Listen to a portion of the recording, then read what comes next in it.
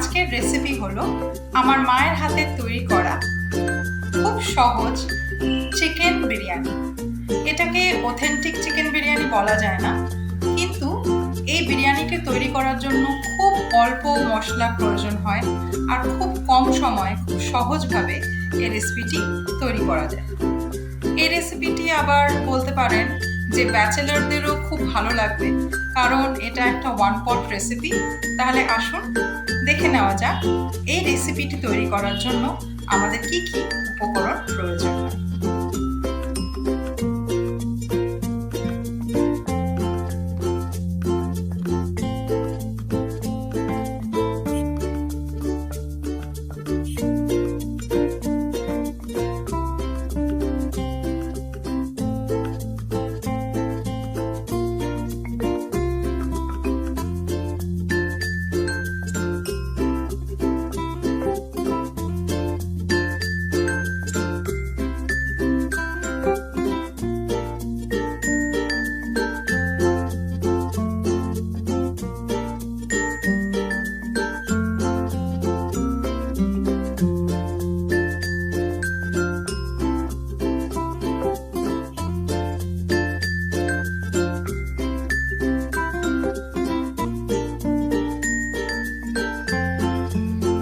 আমি কড়াইতে 1 table spoon ঘি দিয়ে দিয়েছি।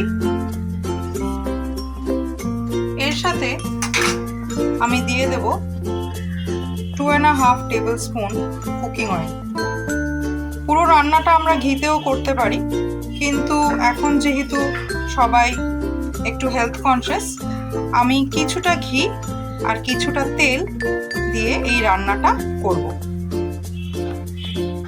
এবার এই তেল আর ঘিটা গরম হলে আমরা পরবর্তী জিনিসগুলো একে একে দিয়ে দেব।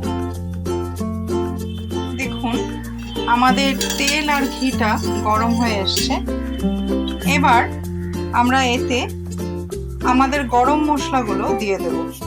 এখানে আছে তেজপাতা, 3-4টে এলাচি, 4-5টা লং আর 1 ইঞ্চ মতো দারচিনি। খেয়াল রাখবেন চুলোর আঁচটা কিন্তু আমরা একদম মিডিয়াম টু লো ফ্লেমে রেখেছি।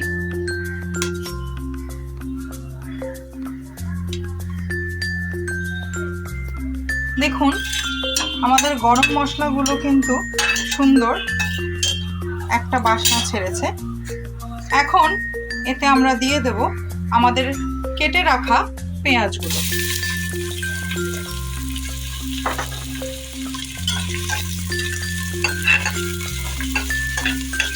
পেঁয়াজগুলো হালকা লাল হয়ে গেলে তখন আমরা পরবর্তী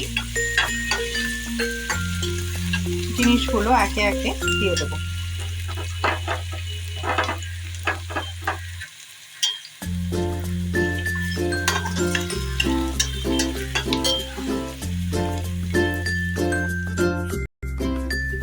দেখুন আমাদের পেঁয়াজটা কিন্তু হালকা লাল হয়ে এসেছে।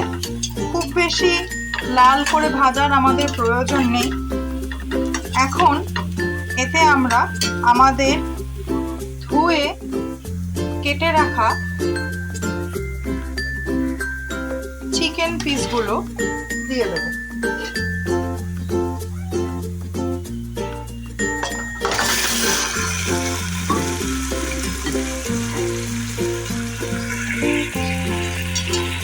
আমার চিকেন পিসগুলো এতে দিয়ে সুন্দর করে নেড়ে চেড়ে একটু ফ্রাই করে নিতে হবে। এটা আমার মায়ের হাতে তৈরি করা একটা খুব স্পেশাল সিম্পল বিরিয়ানি। আপনারা হয়তো ভাবছেন এ আবার কেমন বিরিয়ানি যাতে এত কম মশলা পড়ে, কিন্তু বন্ধুরা আপনারা যখন রেডি প্রোডাক্টটা দেখবেন অথবা নিজেরা তৈরি করে খাবেন তখন বুঝতে পারবেন যে খুব কম জিনিস দিয়েও খুব কম মশলা দিয়েও একটা সুস্বাদু বিরিয়ানি কিন্তু তৈরি করা যায়। এখন আমরা এই মাংসটাতে কেটে রাখা কাঁচা লঙ্কাগুলো দিয়ে একসাথে একটু ভেজে নেব।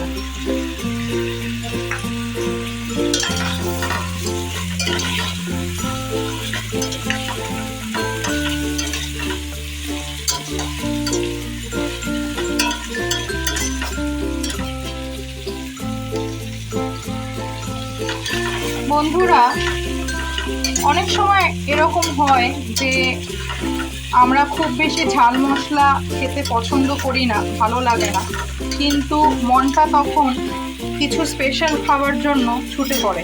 অথচ ঝাল মশলা, অতিরিক্ত তেল, নুন এগুলো খেতে আমাদের ভালো লাগে না।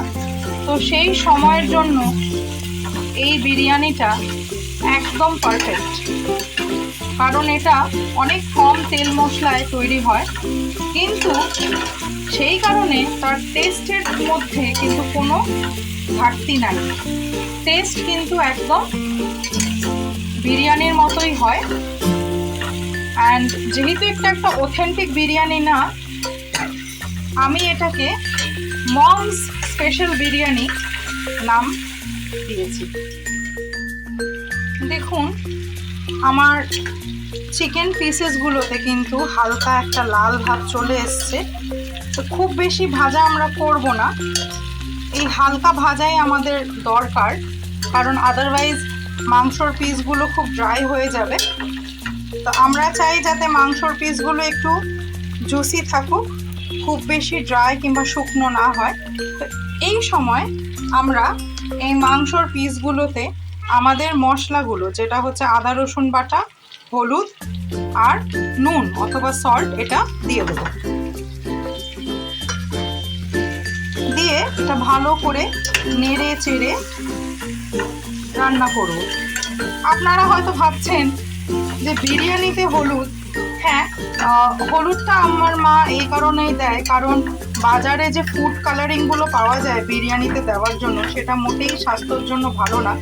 তো সেই জায়গায় আমার মাম্মি অথবা আমার মা as an option, healthy option, হলুদটাই ইউজ করেন। তো আমি এখানে সেই জন্যই হলুদটাই দিয়েছি। আর এই সময় এর সাথে আমরা অল্প একটু জল দিয়ে দেবো, যাতে মশলাগুলো নিচে না ধরে যায় আর ভালোভাবে কষে যায়। তো এখানে আমি 1/4 কাপ জল এর সাথে দিয়ে দিয়েছি। এবার একদম লো ফ্লেমে কিছুক্ষণ এটা আমরা একটু রান্না করে নেব, যাতে মশলার কাঁচা গন্ধটা চলে যায় আর মশলাটা সুন্দরভাবে রান্না হয়ে যায়। আপনারা বন্ধুরা যদি চান তাহলে বিরিয়ানি কালারের মধ্যে দিতে পারেন, কিন্তু আমি রান্নাটাকে খুবই হেলদি রাখার চেষ্টা করি, সেই জন্য আমি মায়ের পদ্ধতি যেটা হলুদ সেটাই ব্যবহার করি। আর হলুদটা এমনিতেও স্বাস্থ্যের জন্য খুব ভালো, এটা একটা ন্যাচারাল অ্যান্টিসেপটিক হিসাবে শরীরে কাজ করে। তো আমার মনে হয় হলুদটা আমরা ইউজ করলে ভালো হয়। কিন্তু আপনারা যদি মনে করেন, আপনারা বাজারে ফুড কালার এটাতে দিতে পারেন। আর আমি এখানে বন্ধুরা কোনো শুকনো গুঁড়ো লঙ্কার ব্যবহার করিনি, কারণ এই পুরো রান্নাটাই আমরা কাঁচা লঙ্কা দিয়ে করছি। আমি এখানে 6টা কাঁচা লঙ্কা দিয়েছি, কারণ আমরা খুব বেশি ঝাল খাই না। আপনারা যদি খুব স্পাইসি করতে চান তাহলে এই লঙ্কার পরিমাণটা আপনারা বাড়িয়ে দিতে পারেন। এবার এটাকে একটু রান্না হতে দেব, তারপরে আমরা টমেটোগুলো এর সাথে মিক্স করে দেব। দেখুন, আমাদের মশলাটা প্রায় রান্না হয়ে গেছে, তেলের উপরে উঠে এসছে। এখন এই সময় আমরা এটাতে আমাদের কেটে রাখা টমেটোগুলো দিয়ে দেব।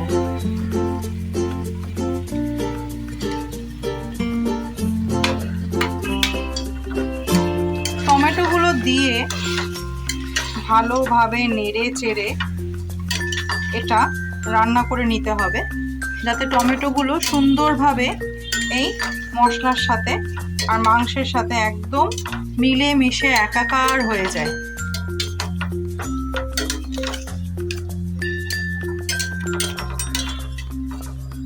এবার এই টমেটোগুলো আমরা যাতে সুন্দরভাবে গলে যায় এই মশলার সাথে, সেই জন্য এটা আমরা ঢাকা দিয়ে কিছুক্ষণ একদম মিডিয়াম টু লো ফ্লেমে রান্না করে নেব।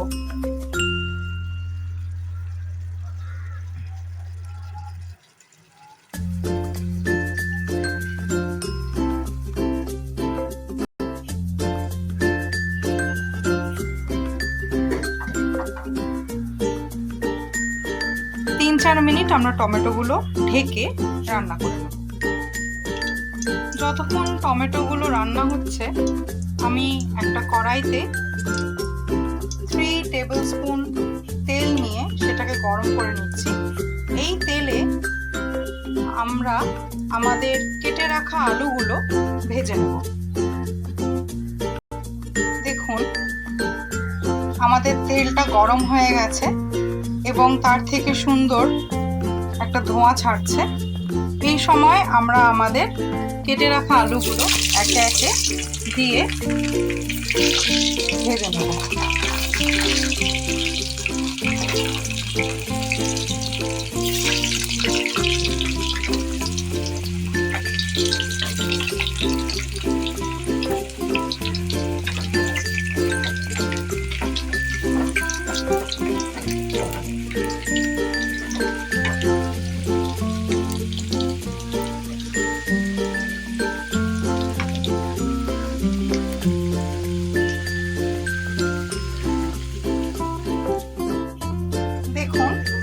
আমাদের আলুটা কি সুন্দর লাল হয়ে গেছে, আলুটা ভাজা হয়ে গেছে।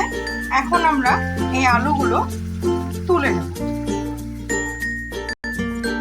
দেখুন আমাদের আলুগুলো কি সুন্দর লাল লাল একদম দেখাচ্ছে, ভাজা হয়ে গেছে। আমরা তো কলকাতায় আলু ছাড়া বিরিয়ানির কথা ভাবতেই পারি না। এবার দেখে নেওয়া যাক আমাদের সেই মুরগির কি অবস্থা। দেখুন আমাদের মুরগিটাও কিন্তু সুন্দর এখানে রান্না হয়ে গেছে। টমেটোগুলো একদম সুন্দরভাবে মাংসের সাথে মিলেমিশে একাকার হয়ে গেছে। এই সময় আমরা কিন্তু আমাদের সেই ধুয়ে ঝরিয়ে রাখা চালটা এতে দিয়ে নাড়াচাড়া করে একটু ভেজে নেব।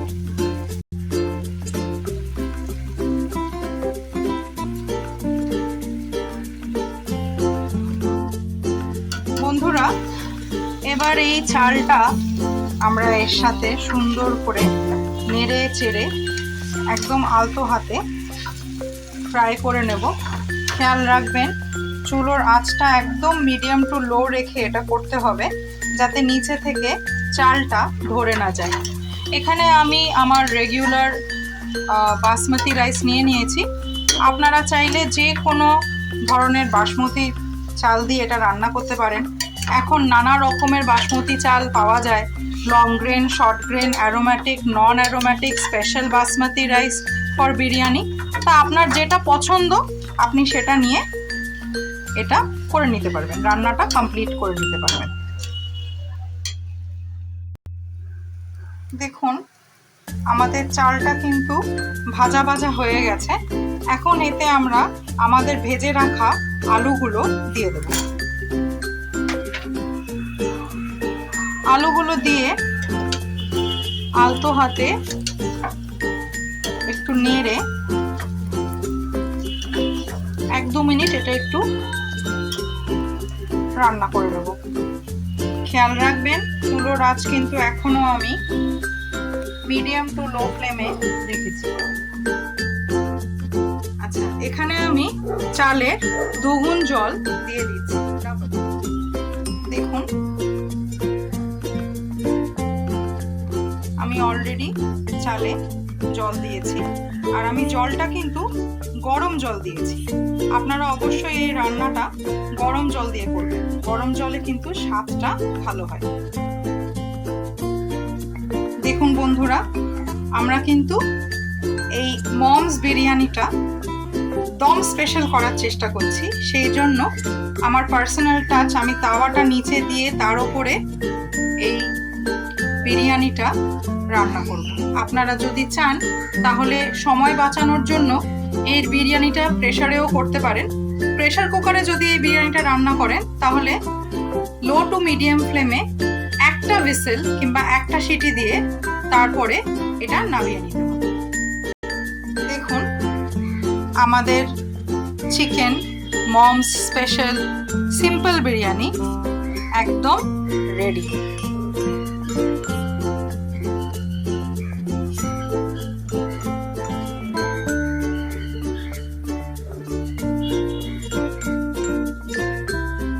দেখুন আমাদের তৈরি হয়ে গেছে মম স্পেশাল অল্প মশলায় চটজলদি চিকেন বিরিয়ানি। আপনারা এটা অবশ্যই তৈরি করবেন, খেয়ে আমাকে জানাবেন কেমন লাগলো। ধন্যবাদ।